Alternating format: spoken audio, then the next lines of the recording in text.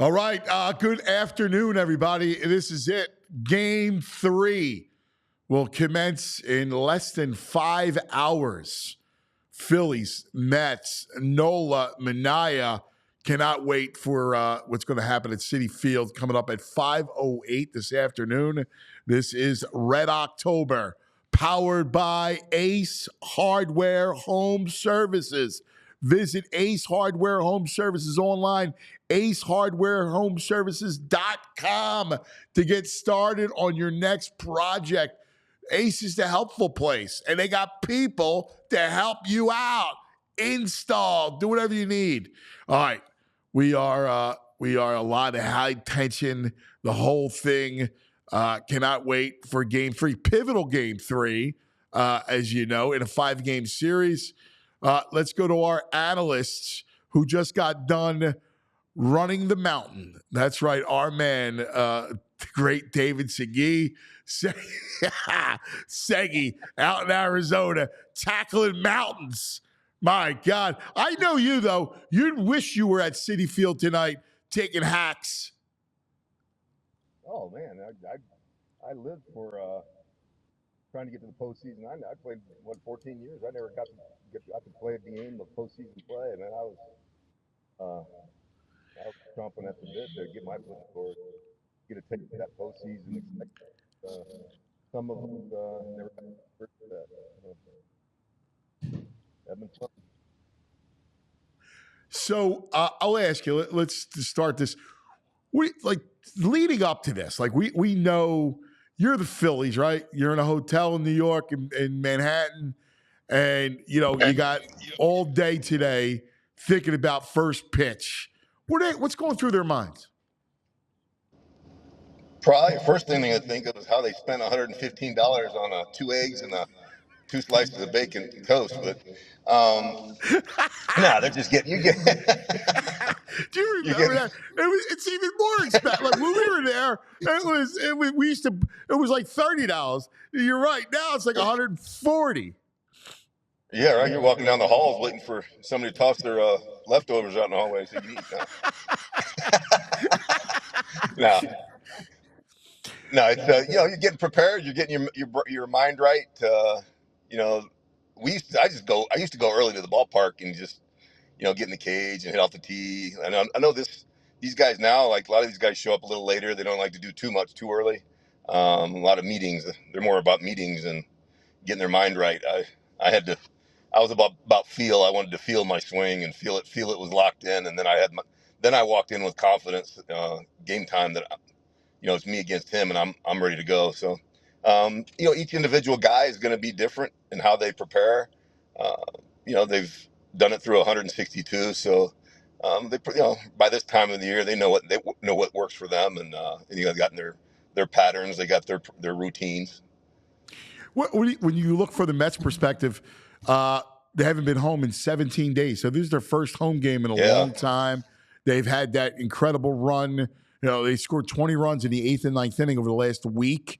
That whole thing should be on that side of it pretty amped up. Oh yeah, they got to be excited to get back in front of their home crowd.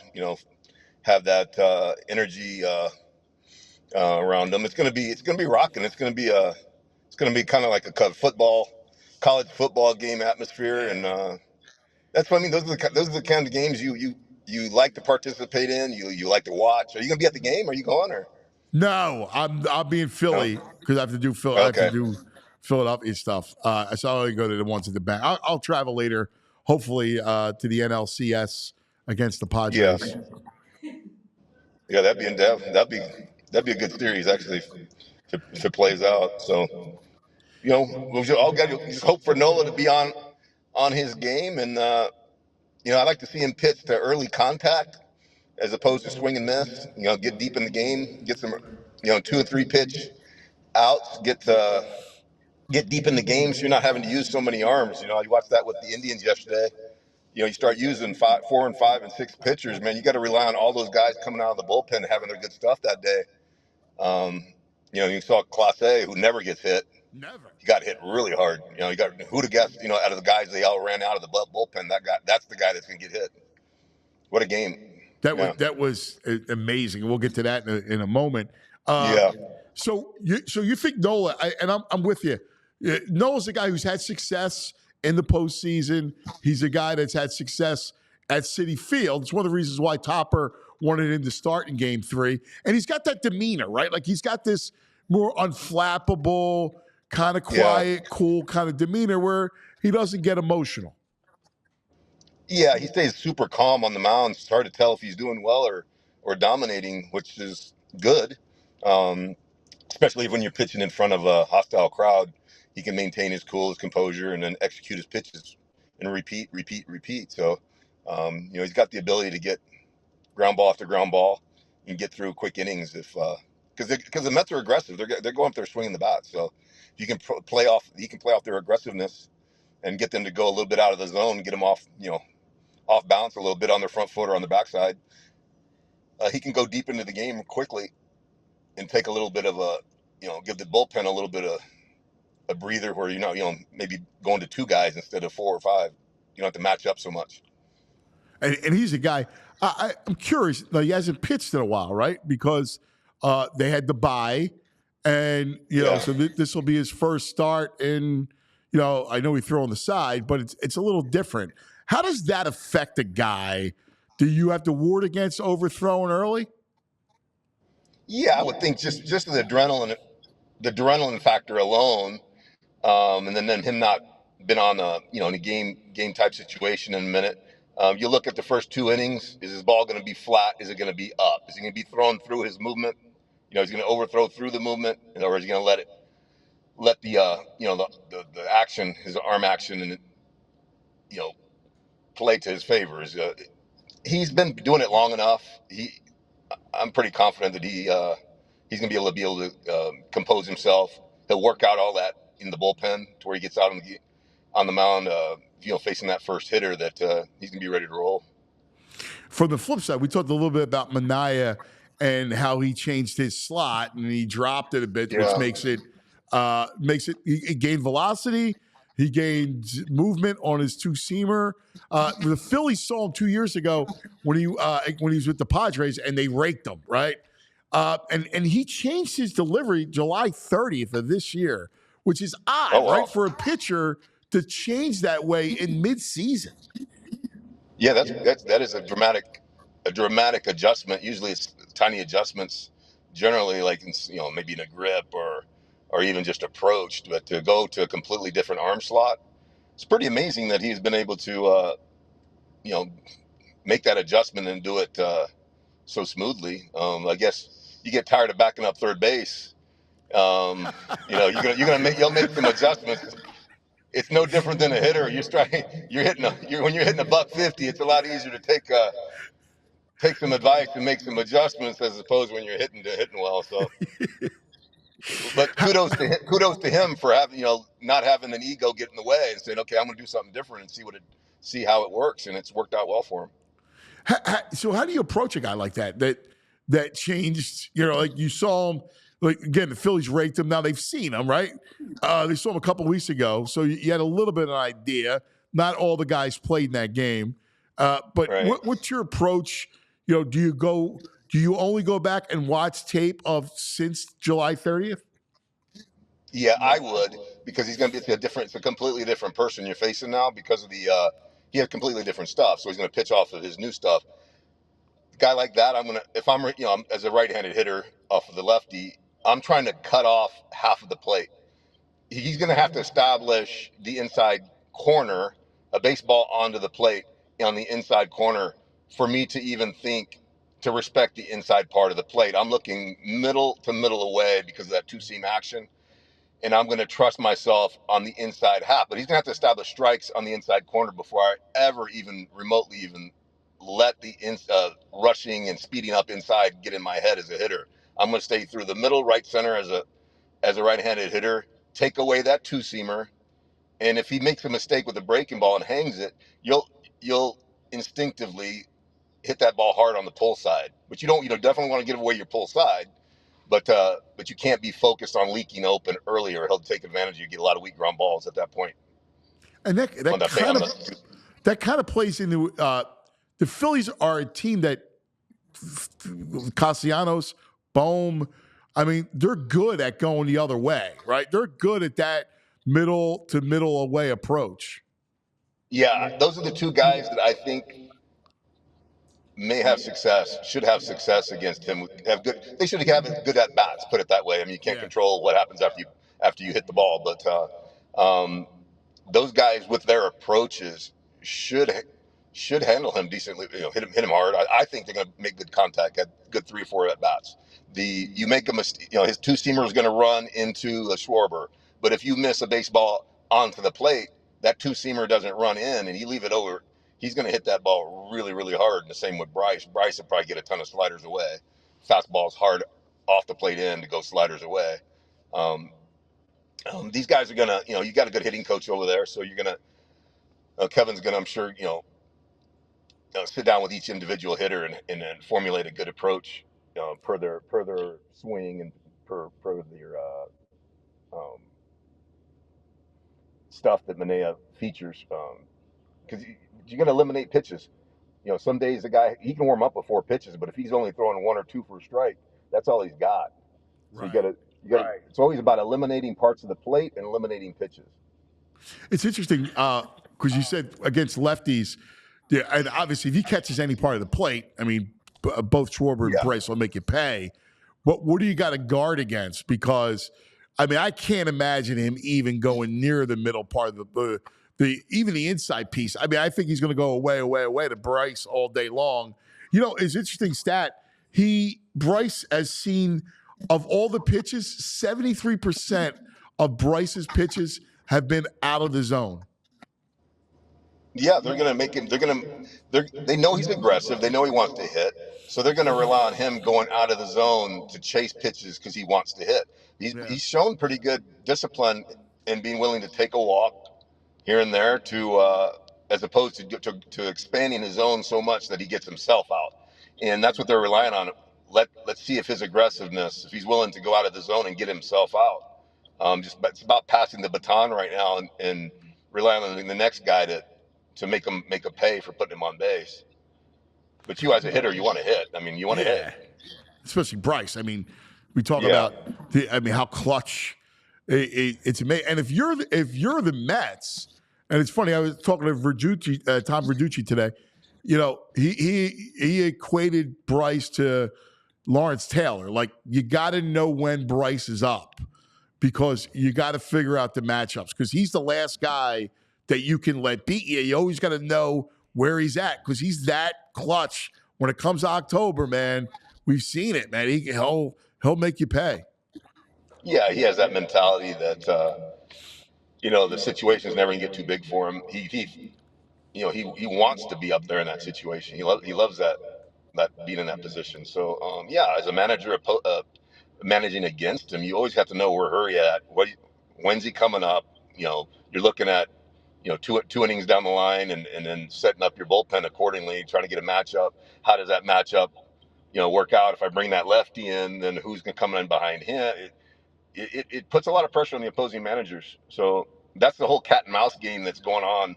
Yeah. That's a lot of times people don't realize is actually that's something moving in the dugout on both sides because the managers are managing against each other and anticipating what their next moves are going to be. That's what makes it fun. I almost think I love that piece of it. That's why I think the way the series sets up with 5 games. You're probably going to have Peterson available today because I know if I'm Mendoza, I want the lefty because the Denny Young can't pitch in the series. I would want Peterson available for Harper and Schwarber. Yeah, I'm not. There's no righty. A righty is not giving up damage to Bryce. You're not going to be able to sleep as a manager. He's gonna have to beat you off a lefty, and most likely beat you off a lefty breaking ball. In the beauty of the thing about Bryce, the times I've thrown him batting practice, I throw him nothing but breaking balls. We just hit and hit. I'll throw him breaking balls for an hour straight, just curveball, slider, slider, slider, slider, and he hits the ball the other way. Like I said this a million times, he hits the ball harder towards the left field and left field line than a lot of most right-handed hitters. He stays on that pitch really well. He's a good breaking ball hitter. He gets in trouble when he gets a little aggressive and a little rotational or spins off a little early. But when his approach is through the middle to the left center, there's nowhere you can throw him in the strike zone that he's not going to hit the ball really, really hard from pole to pole. It's really impressive because Griffey was the only guy that ever saw other than him. So wait, say it again. When were you throwing in BP? That started way back when he was at Southern Nevada in college. Corey was going there too, so I got to meet. That's when I met him the first time and just threw hours of batting practice to him. And then a couple times after that worked with him. But it was impressive to see a kid. I mean, what was he? He was 17 years old, I think, at that point. Yeah. Um, that was the first time I ever saw him, and I remember we were picking up balls. Ron and I, his dad, were picking up the home run balls that he was hitting. I'm not kidding you. 400 feet center field fence, and these balls were in this little fenced-in area. They were another 50 feet past the fence. There was a buckets of balls out there, and that's when I told Ron, I was like, I've never seen anybody keep the ball straight the opposite side. I remember telling him, except for Griffey's the only guy I ever seen him be able to do that. That's impressive, and I don't know if Ron thought I was just blowing smoke at that time, but um, it, I was I was shocked to see a kid this young and already develop the ability to do something so amazing. And nothing he does surprises you on the field. The dude's the dude's the hardest worker. He's the most polite, yes or no, sir, hardest working kid. Complete opposite of what so many people in the public think he is. He's the complete polar opposite. When he gets on the field, he's out there to cut your throat, beat you. He's going to beat you. He's competitive. It's like you are when your brother, you and your brothers are playing or your buddies are playing kickball at recess. He flips that switch and he wants to win. So there's gonna be times where he shows his ass like all of us do when we're competitive. But I'd rather have that than a guy that looks like he's sleepwalking on the field. Like that, those are the guys you want. You want 9 of those guys. I got to tell you, it was funny about him. He is beloved here, right? Yeah, The stories, Seg, the stories that I get from the community, because he's made Philadelphia his home. yeah. He has time for everybody. He takes pictures with everybody. And and he's like, "Would you like to take a picture?" And she's like, "Yes, yes." And she's an older woman. She didn't know how to take a selfie. He said, "No, here, give me the phone." And he took the selfie. And by the way, his elbow is when he was hurt. His elbow, he's in a sling. So he takes the phone with his other hand and he poses with the woman. I mean, the dude. And by the way, he loves the town. He does everything to ingratiate himself. He's just an amazing one of the. What's funny? I loved Griffey. I thought Junior was great people. Like he just was a good dude. Yeah. And Bryce reminds me of that. You brought him up. Reminds me of that. Like he's an amazing ambassador for not just the Phillies but the Yeah. city of Philadelphia. Yeah. No, no. I mean, you meet Bryce's parents, you meet their family. It doesn't surprise you. I mean, these are salt of the earth people. They're good, down to earth, hardworking. They haven't forgotten, you know, where they come from, and then that's how he was raised. So it's no surprise. I'm glad to see, especially with all the negative uh, media that he got. So many people were so jealous of him when he first came up that everybody wanted to spread all these ridiculous rumors about what kind of person he was, and it's so false. So it's great to see that Yeah. people finally get to see what a good dude he is. He's a good human being. He's a great guy. So Philadelphia is lucky to have a guy like him, and it's cool that he they embrace him and that he's enjoying his time up there. Yeah. He's a blue collar. He's a blue collar dude, man. Yeah, it's amazing. And it's amazing. You got to see him, and it's funny because Corey, for our audience, Corey's David's son, who played with Bryce at Southern Nevada, and you got to know him like he was always a legend in the whole travel ball circuit. Like he was that guy, like that wonder kid at 13 years old. People started to recognize in baseball circles who this kid was, and like you knew about him. Yeah, he was that kid that teams would fly in to play in their tournament games, and he'd come in, hit his 3 4 home runs a game, and fly out. You hear the stories, and you're like, come on, you're making that up, And then you talk to all these people to confirm, well, that he really did do all that, and then you see him now. You see him doing it at the highest level, so it's no Right? surprise. But No. man, it's not just by talent alone that the kid works. I mean, the dude's up, he in the weight room before the sun comes up in the off season training like a maniac. He puts a lot of work into his craft. So he's not a guy that just relies on his God given ability. He takes that and he just polishes it on a daily basis. So those are the kinds of guys you like seeing having success. You like to see those guys rewarded for their hard work.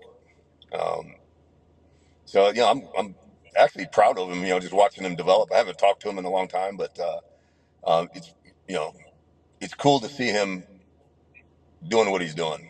And this Yeah. kid will be in the Hall of Fame. He'll be a first ballot Hall of Famer. There'll be some idiot that doesn't vote for him, but he'll be a first ballot Hall of Famer for sure. So we get back to the game. Uh, Nola is interesting, right? Because we talked about his demeanor, and he's very good. He's a terrific number two behind Wheeler. The one thing is that he gave up 30 home runs, right? He's got a penchant to give up the long ball, and while he could be cruising along, he does have that one potential kind of blow up inning. How does that happen? Yeah, guys that give up home runs. I mean, if you generally the guys I've played against or played with, the better pitchers generally give up more home runs because they're not afraid to pound the strike zone. So they're not running from hitters. They're going to pitch the contact when necessary, and at times they're going to give up a home run. As long as they're not 3 run homers, and you give up a solo here and there. Very rarely does a solo beat you, unless you're a closer. But yeah, It seems like every pitcher has that inning. There's always that inning. So for a lot of pitchers, it's at the beginning. That first, if you don't get them in that first inning, they settle in. Um, yeah, but you see that quite a bit. There's pitchers that run along, and all of a sudden it's just like one pitch here or and it doesn't. There's no rhyme or reason for it, and all of a sudden they're leaving balls over the middle of the plate. At that point, you like to hope your catcher walk out, or even a position player walk up, because you recognize that when you're playing behind them, and just get in their ear for a second, get them to calm down and get them to refocus and regroup, and that's all between the ears, and then learning how to minimize damage, avoiding the big inning. The veteran pitchers I pitched against, they didn't get rattled when they gave up 1 and 2. They're trying to avoid the 4 and 5, Yeah. right? And so then knowing that if they kept us in the game, especially with their offense, keep them close. They had the firepower to drop a 5 6 spot in 1 inning. You just don't want to you just don't want to give up a massive inning where it just deflates you as well. It's demoralizing when you're battling, and the guy just gives up 5 and 6 runs in 1 inning. It just snowballs into just a big mess. It takes the air out of you. How do you approach now that lineup back at Citi Field? So if you're Nola, right? We talked about how the Mets are really top heavy, right? You got, Lindor at leadoff, and then you got to work through it. Vientos, you got to deal with Nimmo, Alonso, and then it starts to get a little bit easier to navigate. Yeah, you got to tread carefully those first 4 hitters, especially the first 3. I think. keeping those guys off base, keeping Lindor off base can be really, really important. He's just been really impressive at the plate. His approach, his at bats have been quality at bat one after the other for last couple of months actually. But keep it if you can keep him off base. I think off the base paths. Nimmo's having great at bats too. But they're going to be super aggressive. I think they're going to be even more aggressive at home. Just executing early, getting ahead. Don't get into those cripple counts. Don't get into those 3-1s, 2-0s where you get predictable, right? And then if you stay down with his movement, Nola's movement, just stay down and away to the lefties, down and away. Force them to take you the other way. If they want to roll over and try to pull that ball, it's going to be very difficult to pull his heavy sink, that movement without hitting, comebacker or ground ball to second. And just play off of their aggressiveness. Elevate when they start, making the adjustment, then you elevate up and in or up just the ball out of the zone and hope they chase. And it's going to be a matter of who's more disciplined at the plate. And I think it's going to come down to who makes fewer mistakes, both on the base paths and on defense. Who's aggressive, So, who takes advantage on the bases, and who plays good defense tonight.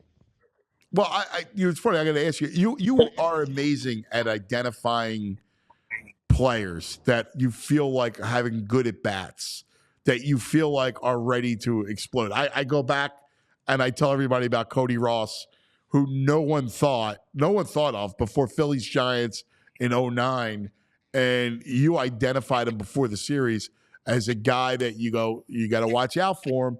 And sure enough, he had 4 home runs. He really drove this series and was the reason why the Phillies lost to the Giants. Is there anyone, guys on either team right now that you see are really locked in and that you kind of sense feel hitterish? Well, the Vientos is really the obvious answer from the Mets side is Vientos. He's on fire right now. So and you can tell he's hitting with a lot of confidence. Um, so he's a guy that I would stay super. I would go hard, hard, hard. Speed him up. I want to try to speed a guy like that up so I can throttle him back down. Um, Try to get him off his feet, because he's staying really good between his feet, balance wise. That's where Lindor is too. He's very solid balance wise right now. He's not getting caught on the backside or jumping on the front side. Um, if you could take Vientos, try to take him out of it because he's on fire right now. You have to be real careful with that guy. The Marsh, I think Marsh is gonna have a big game tonight. He's been a little bit quiet. Um, I'll see him. I think he's ready for a breakout, and I want to see if hopefully Bum's back in the lineup, and if he gets, I want to see him be a little more aggressive on the pull side. We already know he can go up the middle the other way. I want to see him get a little more aggressive on the pull. So he's given not to give away the pull side to that shortstop, left center direction. So he's not because I went and looked at some of his video, and it looked like he started pushing the ball, trying to manipulate the ball. And we do that. Hmm. It's no different than a pitcher when they start to throw, losing the strike zone, right? They start to guide the ball at Yeah. release, and then the ball stays up and flat. Same thing. We do the same. Every hitter does the same thing when you're not having success. You're trying to guide your barrel to contact and keeping it square too long, so it's actually decelerating as opposed to accelerating through contact. Um, I would, if I was in his ear, I would tell him, let that sucker eat. Let that barrel eat that first strike. Because I already know his natural bat path is already through the middle into right center. But he doesn't want to give it up so much where his barrel collapses and dumps too early, and then you pop up foul off a lot of pitches. Because a lot of the balls where he's fouling off pitches that he usually hit hard simply because he was trying to manipulate the barrel too much and make sure it goes up. We don't make sure it's already there. Trust yourself.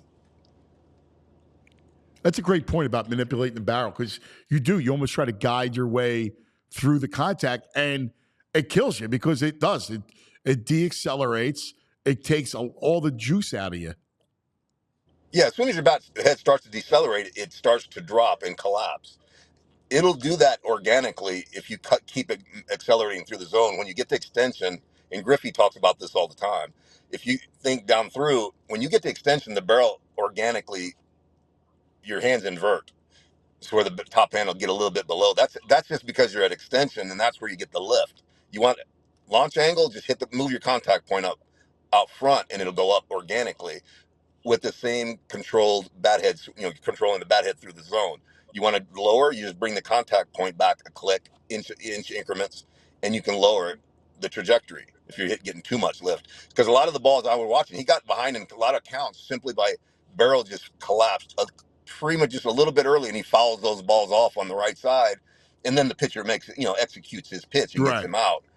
But it wasn't necessarily that he got dominated. There were two pitches prior to that if he'd have stayed strong in his hands, he would have hit those balls hard. Whether they got caught or not, you don't ever know. You can't control that once Yeah, it that's leaves your bat. baseball. Yeah, that's just So I baseball. So yeah. Go ahead. no, it's just interesting. I was going to get back to Marsh for a second because I'm not sure he's in the lineup tonight. I think they'll probably Yeah, go Hayes, right, with I like Rojas in Hayes. center, and Okay, Hayes there's the guy. and Hayes hits I like lefties. I Hayes. mean, He's a solid at bat. He's a really good at bat. Yeah, that was a great pickup. I thought. Yeah, he's the guy. I forgot about him. He came in the other night, but he's a guy that could be dangerous. That's a guy that I would. He's kind of a Cody Rossi type player. Um, I think he might factor in tonight. I could see him doing something big tonight, doubling the gap or you know a big at bat. He's super aggressive. Um, you know, that's a good guy to plug in there. I forgot about him. yeah, and I don't That'll think change it. people here don't know because when he got here, he had a kidney infection, and it really Oh kind of wow. it would sag, and that takes a lot out of you, and so he never really got his footing here. But man, in Baltimore, he's a guy that Yeah. mashes left-handed pitching, man. Yeah, he gives you really good at bat. Yeah, I loved him in Baltimore. I was Yeah, surprised that Baltimore didn't give him more at bats, but they have a lot of talent out there. There's not enough, you know, yeah, spots they're for guys loaded. like him. So that was a great move for him to move to a different organization. But he's an everyday player. He's a starting everyday player on a different team. You put him on the Royals, you put him on. That's a guy that Kansas City would love to plug in the outfield. Yeah, Yeah, the one guy on the Mets that I'm a little leery of tonight would be Winker because they'll go with Winker in the lineup, the lefty, and the lefties against Nola. I mean, obviously, if he catches too much of the plate, could be dangerous. And Winker is kind of locked in with right hand. He's had a pretty decent run over it. yeah. His last few at bats though against the Brewers weren't very good. So, um, yeah, he's definitely a guy that gets in there and sticks his nose in there and gives grinds out in that bat. Yeah, I think his last three at bats I was watching against the Brewers, he looked overmatched. Really? Yeah, he struck out I think two of the three at bats, and grounded out or something. But he's a good at bat. He's a good hitter. He he can run into something if you leave something out over the plate. That ball's gonna run down towards his barrel from his swing path. But he's a guy that I would just elevate four seamers on, throw it up, um, hard and up, and then the slider down at the back foot's always effective after that. But it's just a matter of executing pitches. Just if a pitcher executes as a hitter, and I hate saying this as a hitter, I hate conceding anything, but if a pitcher is executing his pitches, it's a long day for us. We're You're hoping right. for a knock and a walk. We had a great day. Yeah. Yeah. When he's executing and they're on, even the average pitcher it's a difficult challenge. Yeah. It just is. Hitting's difficult. Uh, I guess the last guy on the Phillies that I want to throw at you would be JT because he's always done well at City Field. I mean, I could see him with a big hit tonight. He's so solid behind the dish, and you can tell. I don't know him, but he just looks like a leader. He's that kind of a He quiet is. leader on the field. Yep. Um, so whatever you Your get out of him instincts. whatever you get out of him offensively, to me is a bonus. But he is a good hitter. He's a great athlete. The dude's a great athlete. Um, yeah, I mean, I'm just watching him hit. It just looks there's a tick off with him, and I can't tell if it's something health wise. I mean, as a catcher, you're this far into the season, you know his body's hurting everywhere. um, so it's hard to tell if he's nobody's 100%, but you know if he's healthy enough to be his best self at the plate. He's a good hitter. He's a great approach line drive guy. He's always had that good approach. So as long maybe don't try to do too much. Just hit line drives up the middle and get on base. You got base runners at this lineup, man. There's so many guys. If you put traffic on the bases and put pressure on that pitcher to execute, you're going to run into some crooked numbers against this team. It's Big gonna be a time. fun another fun game to watch. It's gonna be a great game Yeah. to watch. Yeah. Any feel on it? The outcome? I mean, I like the Phillies. I mean, like the Phillies, uh, they're just too strong to me. Top to bottom, strong. Um, the Mets, they got that.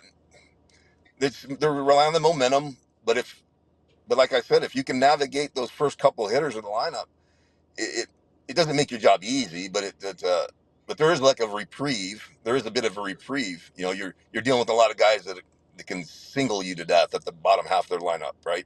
Yeah.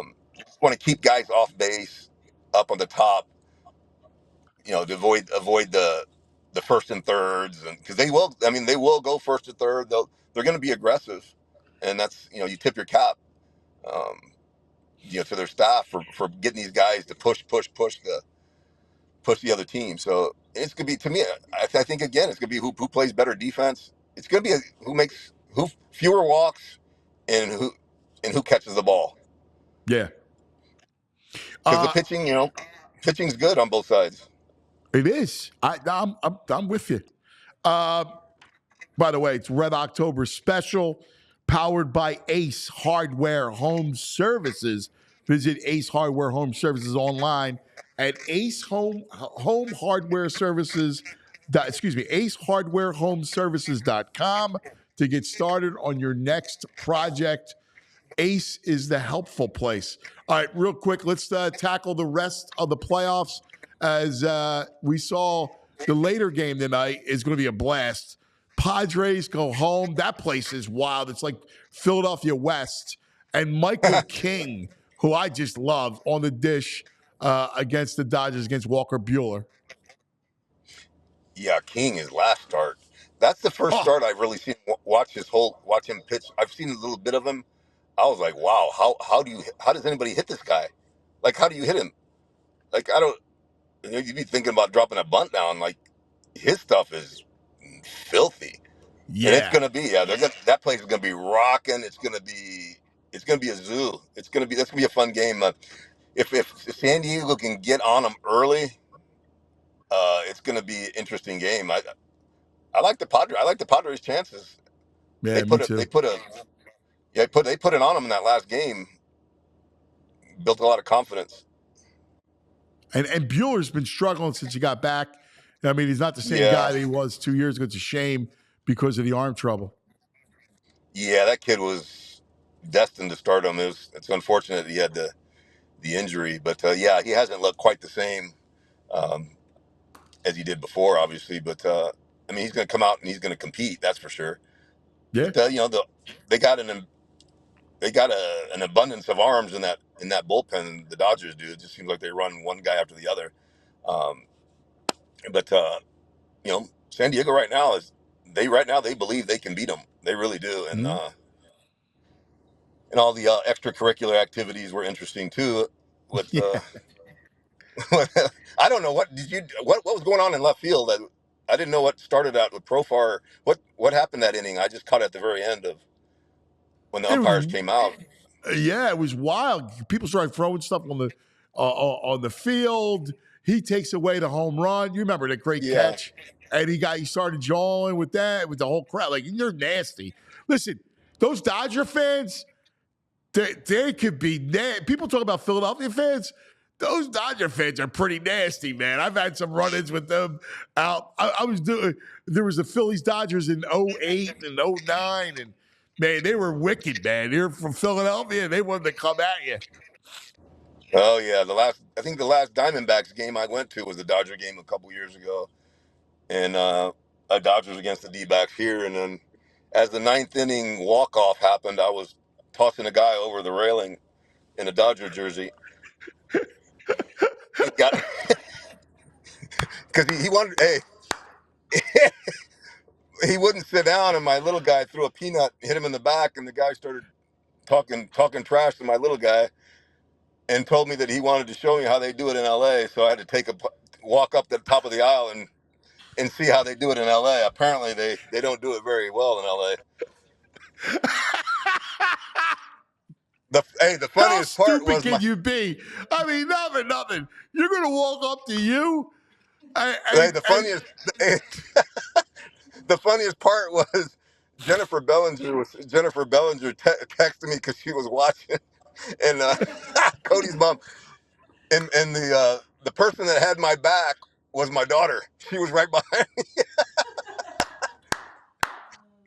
So she's a little Segui. I love it, yeah, man. man, I tell you what, security came out of the woodwork, and of course they got the brown guy all bound up at wanting to know what was going on. Had me answering questions, but thank God I had the eyewitnesses that I the eyewitnesses that I was scared for my life. That was my excuse. I was scared for my life. Uh, That's why but I yeah, threw the they, guy they over the get rail. they get a little crazy. They get a little stupid. Yeah, Oh, that's hysterical. funny. Hey, that's a great story. That's a great story.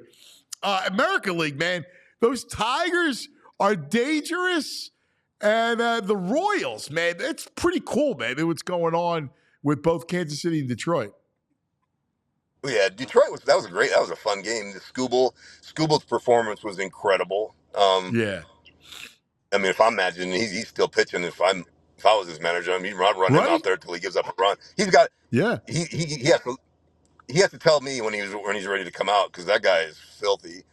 Uh, what a great game, both back and forth, both sides. Great catch out in left field to save the game. And then you bring in Clase, who never gets hit. That was just another classic game. It was boring. It was like boring. Is anybody going to ever score? Like right. you could tell one run was going to do it, and it did. That was a great game. It was. It was fantastic. And last night, man, the Royals going into Yankee Stadium and flexing.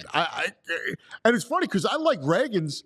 He's out early, and they're able to grind it out with their bullpen. They have a good bullpen. Yeah, Reagan's didn't even have his good stuff last night. He competed, ate up some innings. You know, Salvador is big. Salvador comes through. He's been a little bit quiet at the plate. He comes through. The home run, put some life into him, and then they chipped away, and then they do what they do, and then they run one good arm after the other, and they can shorten that game real fast. The Yankees lineup is it's to me it's I hate to say it, you avoid two guys, and the rest of the lineup is actually bores me to death. They really I do. know. It's actually surprising to me how they even. I said it last night watching the games. Like, how did they win so many games with this lineup? Like, I don't even understand it, but they did. They did. But the Royals, they're gonna have that crowd's gonna go be electric in Kansas City. So it's gonna be fun to watch that. See how they do at home. I don't Yeah, know who they have. Who do they have going? Do you know you know what? who they have going? I got Singer? to. Is it? Let me look at it right now because I have it in front of me. Who they got going? They got Lugo going. Oh, okay. Oh, Lugo. Okay, there you go. Yeah, Lugo against Clark Schmidt. Okay, that's gonna be. I tell you that closer for the Yankees, that kid looks like he's like Yeah, 12. That yeah, kid's dirty. That kid's yeah. dirty. Yeah, which I thought was a little interesting that he was in the game last night. They brought him in just to get some work, I guess, but he does a good job. But you can get to him in the middle from between that sixth to that ninth. You have a chance with that bullpen. He's very inconsistent, is what I see. But their offense to me is very very pitchable. You avoid Yeah. the Judges and you can move through Soto and Judge. You know, the You rest got of them are really, Chisholm. really pitchable. Yeah, I'm with. I mean, you know, Gleiber, you got Gleiber Torres leading off. You got Yeah. Chisholm. You know, What the kid that played first base last night? Uh, oh shoot, drawing a blank. He had 3 great at bats. He hit the ball hard. The mustache, right-handed. Oh my gosh, I'm drawing a blank. I'm getting old. yeah, me too. Uh, We're both old. he had We're both 3 old. line. He had 3 great at bats last night. He got a knock his last at bat in the ninth. Um, that It kid is was Birdie, the kid from Birdie. Florida. Yeah, Yeah, what great at yeah, bats he had last yeah, night. yeah. Those He are usually great doesn't professional play, bats. right? Because it That kid needs to play. That kid's got. yeah. He has the. To me, he had the best approach of from top to bottom in You that know what's lineup. funny? I always liked him. I liked him when he was with the Marlins. I've always kind of liked him. I thought he never really found a home. I've heard the name, but I've never watched him play till last night. And Yeah, my son was like, Shy was like, he was like, that's a kid that was on the Marlins, but I was like, man, like that kid's solid. That is really that's a yeah, good pickup. If they play him, it yeah. doesn't do any good to put him on the bench, but he got some at bats last night. He hit the ball hard. He didn't get rewarded. A couple of his bats got line drives got caught, but yeah, yeah, I like the Royals' chances if they can win that game. That's the next game. That's a lot of pressure on the Yankees. That's Oh, a lot big of time. pressure. And they don't. It's not like they have a great rotation either. It's not like their Right. pitching is all that either. I mean, I just think they're kind of a decent to mediocre team. To be honest with you, Well, sorry. all hype. Oh no. Oh, there you go. Yeah, I agree with you. People argue, and I'm I was always a Yankee fan growing up. So, but I agree with you. There's something missing in that lineup. It just doesn't really it doesn't impress me, to be honest with you. Yeah, I don't know how far they good. can. I don't know if they get by the Royals. I don't know how that might be about as far as they can get, but I can't see I'm them with beating. you. I mean, actually, it's funny because I don't know. Tigers are going to throw another bullpen game. We'll see. I like the Indians. I think the Indians. I like their lineup. I think other than school. I mean, Scooble's ridiculous, right? So, I don't know how if the Tigers can win with all the bullpen games. I still think Cleveland wins that series. All right, thanks, Segui. That'll do it. Stay tuned, man. It's going to be an amazing, amazing Game 3 tonight from Citi Field. Fighting Phillies against the Mets. And once again, we're powered by Ace Hardware Home Services. Visit Ace Hardware Home Services online, acehardwarehomeservices.com. Ace is the helpful place. Get started on your next project with Ace Hardware Home Services. They got the guys, they got the people to help us. So take advantage of it. Everybody, enjoy the game tonight. Go Fightins. We all silly like the mayor.